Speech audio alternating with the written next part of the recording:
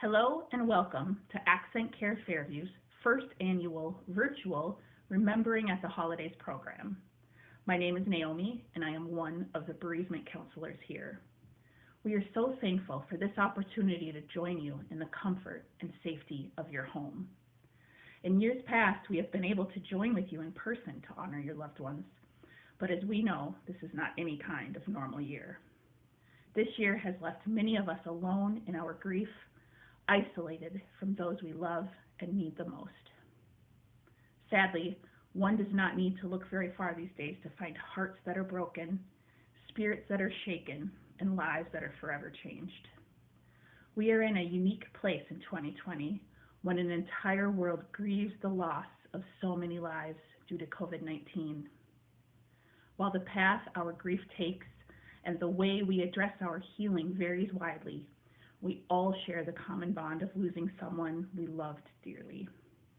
Today, you are not alone. We are all here with you, lighting candles, listening to music, and hearing messages of hope. Thank you for the privilege of working with and honoring your loved ones, and may you find peace this holiday season.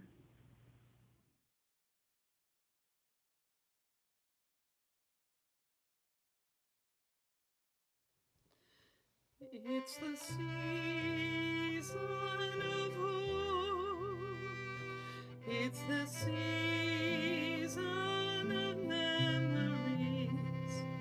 It's the season to hold on to the past while moving on. Seasons come and go. Time changes all we know. New lives evolve. We find resolve, and healing starts to grow. Listen to heart's song. Listen while we sing.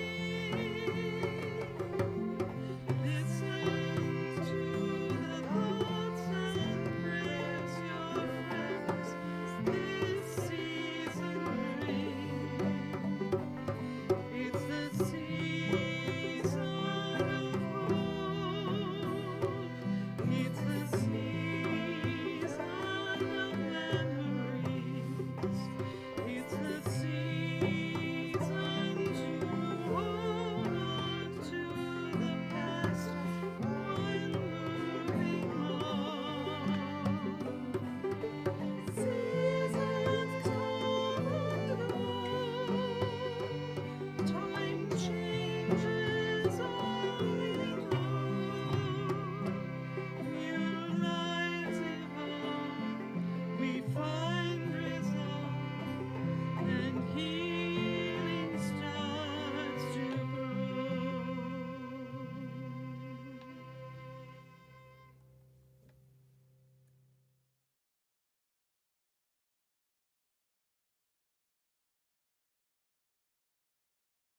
What a crazy year this has been. 2020 has been one of the most turbulent times in modern history. Between the contentious political climate, the social upheaval sparked by the death of George Floyd, all the craziness around the presidential election, to the global COVID-19 pandemic that has taken the life of so many across the globe, in our country, our state, and in our communities. COVID has disrupted the way we live, the way we gather, and has disrupted and complicated how we grieve. Many of us have experienced an emotional whiplash by these traumatic times, which only complicates how we grieve the death of those we love. It is in this swirling chaos of grief and the whiplashing context of our days that we gather in this new way. As we gather virtually, we gather in different places, spaces, and at different times. While we may be tuning in alone in our home, we gather collectively as grief carriers. We are those who have lost those nearest to our hearts. Our collective pain unites us. While our grief at times may feel like a crippling darkness, this holiday season is a season of light. From the menorah candles that are lit to remember a time when God's light could not be quelled, to the Yule logs of yesterday that remind us that even in the darkest winter night, hope still burns, to the light of that new star over the little village of Bethlehem that shone over 2,000 years ago, marking the coming of a special baby boy born in a manger. This season, we remember these moments of God's inbreaking light and hope it will lead us through the bleakness of bereavement. In this service, we hold each other's grief collectively and exercise the courage to express our collective sorrow for the memory of those we love. As we think of this season of light and hold our collective grief, I would invite each of you to pause and think of your loved one. If you would like to pause the video and grab a picture of them, I invite you now to do so. If you don't have a picture handy, I invite you now to close your eyes. Imagine your loved one in your mind's eye. What are they wearing? Are they smiling? Do they appear happy, sad, excited and playful, or at peace? What is their disposition? As you envision them, take a moment and remember how it is that they smelled. As you breathe in, remember the smell of being close to them. Now, pay attention to the environment your mind's eye places them in. Where would be the most fitting place for your loved one? Where and what would their private paradise be?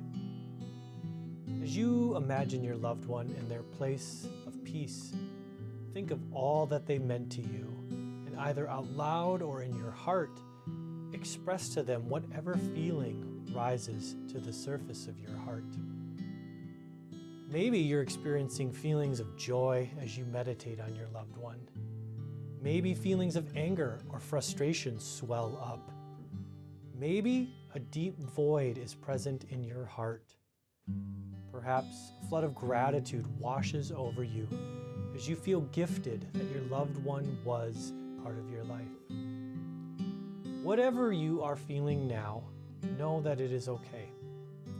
Our feelings and experiences with grief take many different forms. There is no wrong or right way to grieve. But remember that the love you have for your loved one is unending and will continue to bind you together forever. Now take one more deep breath and open your eyes. In the coming days, when you find it hard to take the day's moments as they come, I encourage you to engage in this type of remembering meditation and hold your loved one's memory close to your heart. Because of your grief, this holiday season will not be the same as those you may have had in the past. The reality is, you will experience a whirlwind of emotions that have the potential to be complicated by the context I named in the beginning of my remarks. But as you are part of the collective grief carriers watching this video service, you are part of a loving human family that spans all time and geography. We as a collective human family have endured grief and sorrow from the dawn of time and will continue until time stops. It is my hope and prayer that you can find comfort in knowing that while grief may feel so lonely and isolating, you are never alone. You are beloved and looked over by the source of all light and love, who holds you and all of us in his love. My dear friends, may you find moments of peace this holiday season. These are turbulent times. Even without the unusual events of the last year, you are not likely to forget this year anytime soon. You're likely here because you've experienced a death which you will remember for years to come, and this holiday season may well leave a lasting mark because it is the first one that you will experience without them. Each one of us knows something about loss, but as much as we may understand, in the end, there is much that we don't understand. At best, it's uncomfortable not to know, not to fully understand. It's been said that there is no wrong way to grieve. That is certainly true. In the midst of loss, we would like to feel like ourselves, maybe a sadder version of ourselves, but still ourselves. But sometimes it can be hard to function and hard to think straight. At some point, you may have others tell you, or you may think to yourself that you shouldn't be grieving anymore. I really should be done with this. Whether it's been months or weeks or days, especially in the midst of a grief which is fresh, we can find ourselves having thoughts and experiences that are just strange. We may not feel like ourselves. We may not feel normal, particularly when we consider approaching a holiday season that has traditional patterns that were once a source of comfort. Those may for a time leave us feeling more at sea or at a loss. Catching sight of an ordinary object or just catching a whiff of a familiar smell may be a crushing experience. Getting together with loved ones to celebrate may feel wrong or impossible, or at the very least incomplete. It can feel like the world should stop, but it doesn't. It can feel as though the person who has been so dear to us and died is somehow still alive, even though you know that is not possible. It may feel as though they are somehow still in touch, still actively looking after us in some way. Some would say that is possible. It can feel as though you're alone, even though that is far from true. What helps at such times? It may feel as though you are broken. Well, you might rest in the knowledge that you are not broken. It helps to know that you aren't crazy. It helps to know that you don't have to get back to normal right away. It may help to do something that feeds your soul, to listen to music, to cook, to go for a walk in the woods. It may make you want to cry, but crying is not always a bad thing. It may help to find a friend with whom you can just talk freely, let down your hair, or be part of a support group of strangers, but people who've been through something similar to what you're experiencing. As you listen to the names that are going to be read, just remember these are names of people. Each name is for someone who there's someone else for whom that person is uniquely special. In this time when it's so easy to have the sense that something is wrong, something is missing, may it help us to know that we are not alone. In so doing, may you find not so much understanding as peace. May you experience a peace that goes beyond understanding.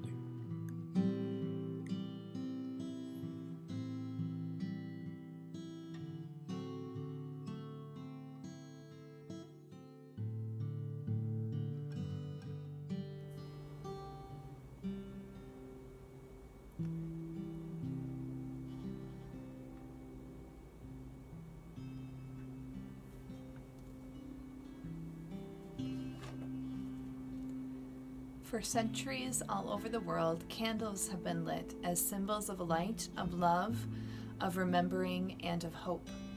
We come now to our candle lighting ceremony, and we acknowledge that we are surrounded by many feelings. We are grateful for the life of our loved one who has died, and yet our hearts are heavy with grief because we miss them and are adjusting to a life without their daily presence. Our candle lighting ceremony brings us to a time of ritual where we remember our loved one by lighting a candle for them and by speaking their name.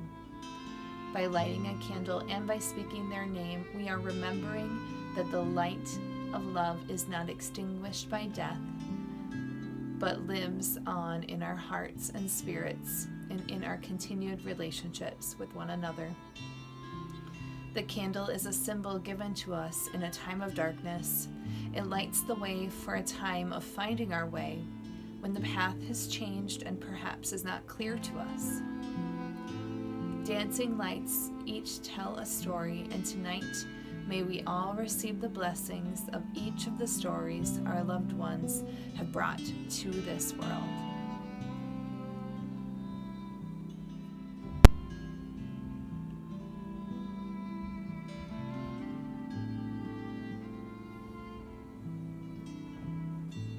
We light candles tonight for those we have been privileged to love on this journey of life. Parents, grandparents, spouses, partners, siblings, children, cousins, friends. We understand the pain of loss, but we also seek to understand the power of healing and hope and gratefulness that makes us more human and more sensitive to the world around us. Candles flame in darkness. They flicker with a steady glow, bringing light from shadows. Light joins light, our worlds touch and shine. We say their names to remember where we've been and to celebrate the gift of love. We light these candles in the winter night, reminding our world of grief and pain, but also of healing and hope. We share this night with those grieving everywhere, those who know what it means to live through these days. The soul lives on in memories, and through these blessed days, we will remember our loved ones in the kindest ways, and in all that we do, their spirit will live on.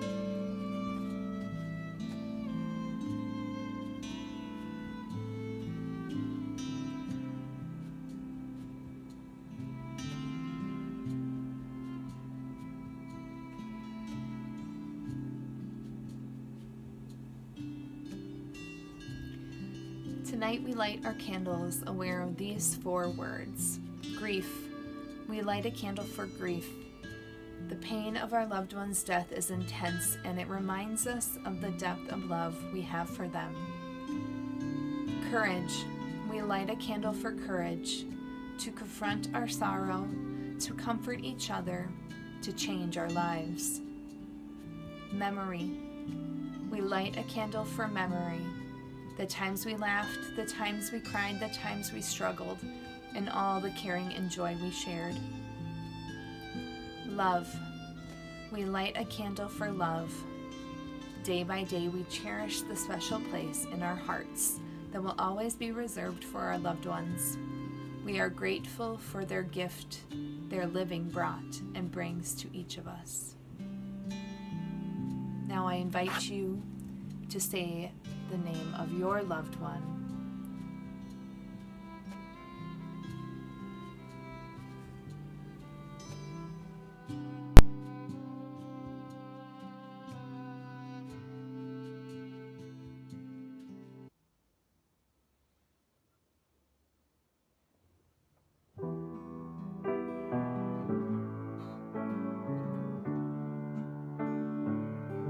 And I will light a candle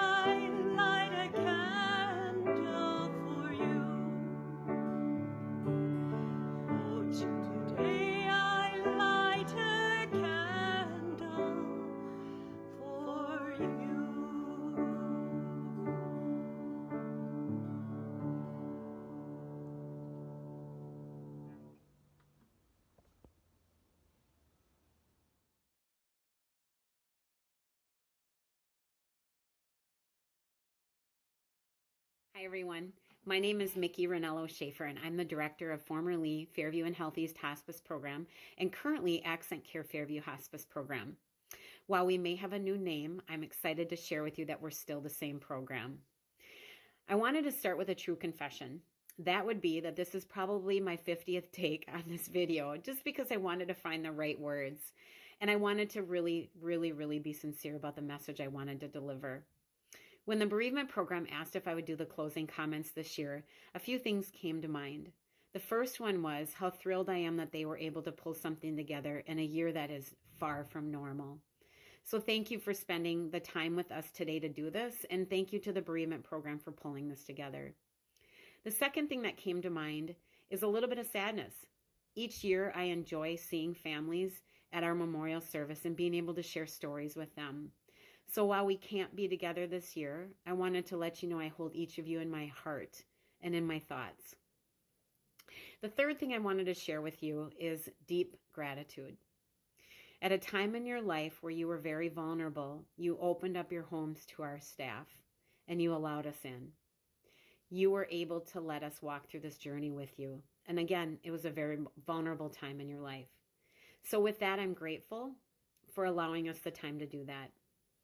So as we bring this 2020 crazy year to a close, I just wanted to extend deep appreciation and let you know that of all the patients we're serving every single day and of those who we've had on our program, I keep each and every family in my thoughts, in my heart, and in my prayers. And I wanted to extend blessings to each and every one of you. Take care.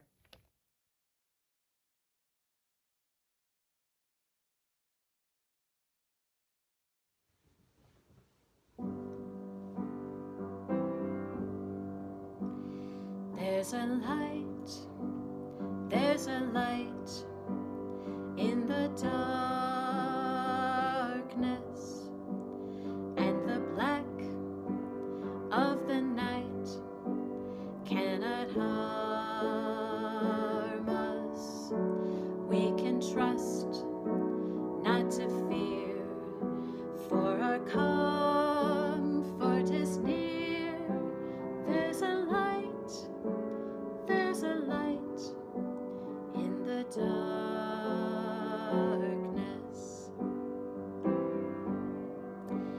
It will rain in the desert, in the cracks of the plain. There's a treasure, like the thrust of the seed. We await, we believe, it will rain in the desert. We will fly, we will let go. To this world we will die, but our hearts know we'll see more on that side when the door